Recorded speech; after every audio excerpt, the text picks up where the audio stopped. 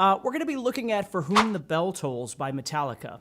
I was just having lunch and I was thinking, man, this would be a really fun one to talk about, simply because when I used to teach private lessons, I used to love talking about this one because there's so many different parts for a player that's maybe just learning power chords, or you're just learning how to do some palm muting, or maybe you're learning how to do some single note picking, or whatever it might be. So it's a great education and discussion in things of rock and roll. So I didn't want to pick something that was way too difficult, so I thought this might be perfect. So here's what we're going to be doing. The song starts off with power chords, and here's what you need to understand is if you play along with the actual song's a little out of tune, which back in that day was kind of a normal thing. It happened. So they're not exactly in tune with where we are. And you just have to be aware of that. It's not bad, but it is a little bit out of tune. So it's not a half step or anything like that. It's just a little out of tune. So what we're going to do here is we're going to start off on an F sharp power chord, okay? So we're going to strum that twice, and then we're going to stop the strings, and then we're going to start again. So let me turn this off for a second here. Like that. So you're playing that power chord twice, you're stopping those strings, and then you're playing it twice again. So there we go. And then what we're going to do is we're going to head down to an E power chord. So that's the beginning of the song, okay? And I'm not going to break down everything 500 times because I don't want to take too much of your time. But we are just going to look at some of these basic parts of this. So we start off with, and then we let that ring out.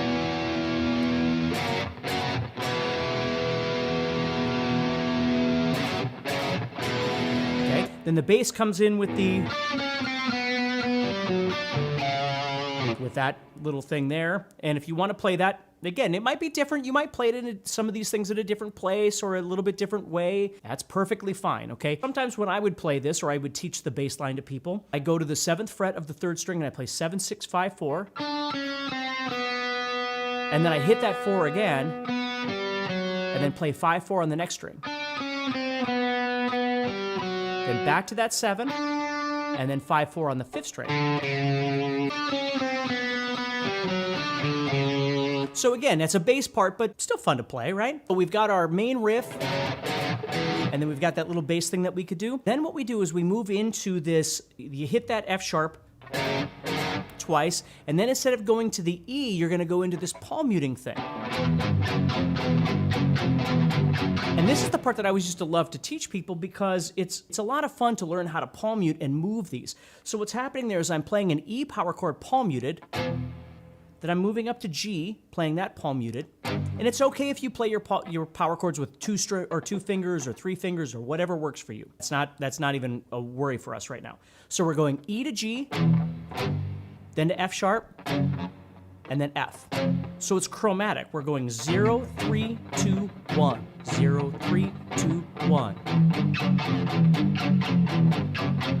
And it's a really fun exercise to try and get used to being able to play things where when you move your fingers, you pick at the same time. So you don't really hear a lot of the sliding, even though the sliding is happening. Okay? Then the last time through, you're going to go up. Okay? So we're going to play 0, which is E, to an F sharp, which is 2, to a G, which is 3. So 0, 2, 3. And then we're going to go to an A power chord and hit that without palm muting. So it sounds like this.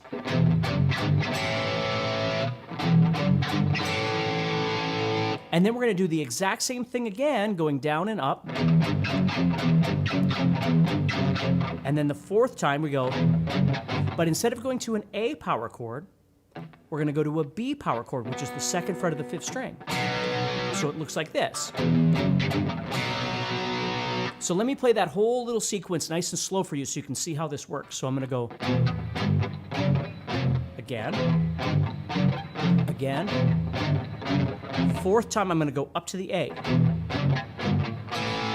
And then I'm going to do it again, start all over. And then up. So if I put that to full speed like the song is, it sounds like this.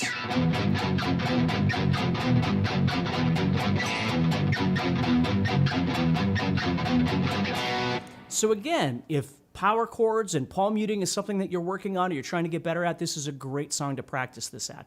And always remember, The most important thing when you're learning anything, when it comes to, really anything, certainly with songs, is you need to slow things down. Like, you need to make your brain understand what it is that you're trying to do, and then you need to slow it down and figure out how the techniques, how the movements, how the connections all work. Once you develop that, then you can start worrying about speeding up. The problem with a lot of people is that they're just in such a hurry, they try and play things fast because that's the marker of whether it's good or not, which is so not true. The marker is whether or not you're getting better at whatever it is that you're doing, right? So as you're practicing this, if you're playing the beginning of the song, you want those to be tight and punchy. You want to make those sound as tight as you can. So when you're playing that power chord, you're just strumming those top strings, don't strum the whole thing. And you got those punches and those breaks. So you just practice that before you ever worry about the rest of the song. You dial that in, okay? And you might just have to practice, how to stop those strings.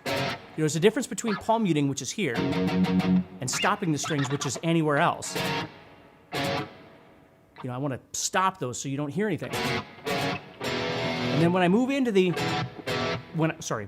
F sharp, into the next section here, now I'm going to get back in my palm muting stance.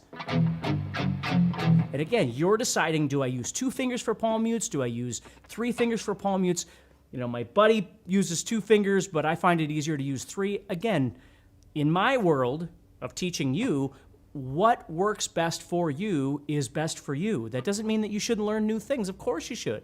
But find what works for you, because you're the one that has to execute the song, right? You're the one that has to play it.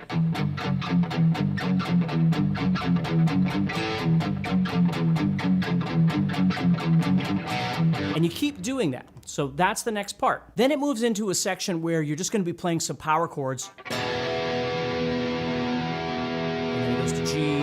And again, you can look at the tab or whatever for that sort of thing. It gets really slow there, okay? Now there's another part I want to show you before I go here, which is Kirk Hammett comes up to this, which again I always thought was a lot of fun to teach students because it's something a little bit different. If you're learning how to play some single note stuff, this is a great thing for you to practice. So we're at the 9th, 10th, 11th, 12th frets on the 3rd string. Now we're not going to need the 10, so we don't need the middle finger anyway, but notice how I have my first finger on 9, my 3rd finger on 11, and my pinky on 12. So this is the position or stance I'm going to be in to play this. And I'm going to be moving from the 3rd string to the 4th string, and that's all I need. On the 4th string, I'm only going to be using a 12, so my pinky is going to be in charge of that. So I'm assigning fingers to frets, okay? So as I play this, I'm going to play 12. So as I say the frets, understand that the finger is going to respond to that. 12 is going to be pinky, 11 is going to be ring, 9 is going to be first finger. So I'm going to play 12, 9, 11. So I have... Now we'll get to the picking in a second here, but... Then I'm going to drop down to the 12th fret of the 4th string with my pinky. And then I'm going to go back to the 3rd string and play 9 and 11 again. So there's 2 groups of 3. 1, 2, 3, 1, 2, 3. So notice if you think about those 2 groups of 3, the only thing different between them is the first note. The first group of 3 has a 12 on the 3rd string, and the second group of 3 has a 12 on the 4th string. That's the only difference. So when you put it together, of course, it becomes a pattern of 6. Now, as far as the picking goes, you might be playing this with all down picks. Okay? Or you might be doing alternate picking like I'm doing, which is just down, up picking the whole time. Down, up, down, up, down, up. So when I go to that second group of 3, which is the 12th fret of the 4th string, I'm actually on an up strum at that point.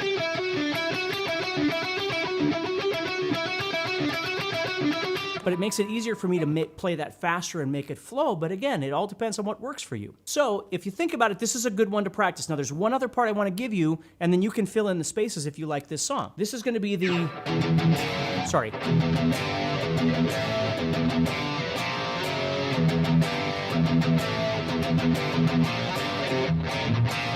trying to remember how it goes in my brain here. So what we're going to be doing here is we're going to be going from palm muting on the 0, and we don't even really need a power chord. We could just play the 0, of the 6th string. And then we're going to go to a G power chord, which is the 3rd fret of the 6th string, and then to the 5th fret, and then we go back. So we have,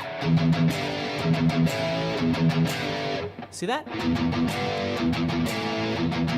So we're doing 3 palm mutes, and then we're doing that strum, and then we wait.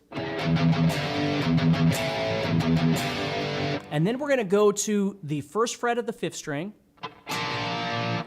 and then we're going to go to the 2nd fret of the 6th string. So they're just off center from each other. So I have... Now, if you really hate changing strings, like some of my students do, you could play that end part by playing the 6th fret of the 6th string to the 2nd fret of the 6th string. So it would look like this. And you could just stay on one string the entire time. So I would always teach, like, the main riff is on the inside, and then you're playing to the outside. So you're playing 3, 5, and then you're playing 2 and 6 on the outside, if that makes sense. So that's another way you could play that. Or whatever works for you. Then you're going to go back and do this again. And the next time through, the ending's a little bit different. You're going to go 1, 2 like before, but then you're also going to add on a 1 on the 6th string. If you were playing it up here, it'd be 6, 2, 1. So the rhythm changes because, of course, we have another chord that we're trying to play there. So that sequence would look like this.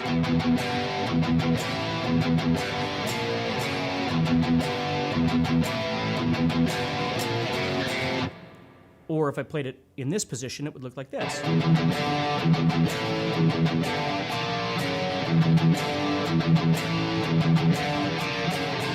Now, for any of you techies, there is one little thing I'm missing. If you're just learning how to play this and you're having some fun and this already seems like enough work, do not worry about this, okay? But there is one little thing that they do that is kind of cool. So when they're playing the first part, it sounds just like that. When they play the second part, there's one little addition. There's 2 little palm mutes that connect the 3, 5 to this next part. Watch. Right here.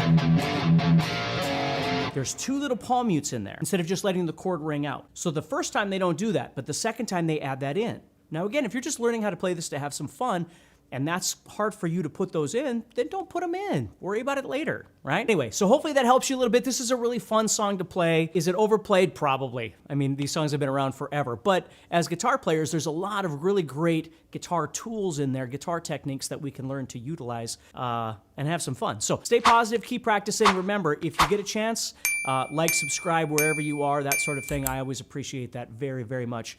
And you can always head over to guitarzoom.com and check out our all-access membership, that sort of thing, because I would love to help you with your guitar playing, all right? So take care, everybody. See you later.